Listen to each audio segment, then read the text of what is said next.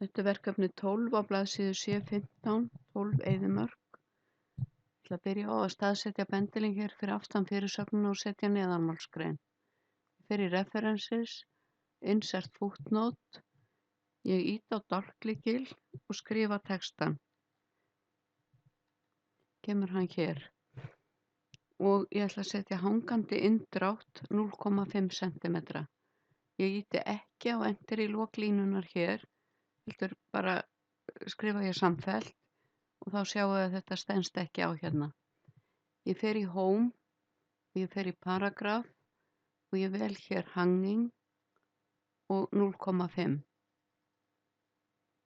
og ok. Þá sjáum við hvernig þetta stenst á reglustikunni sést að þetta er stillt á 0,5.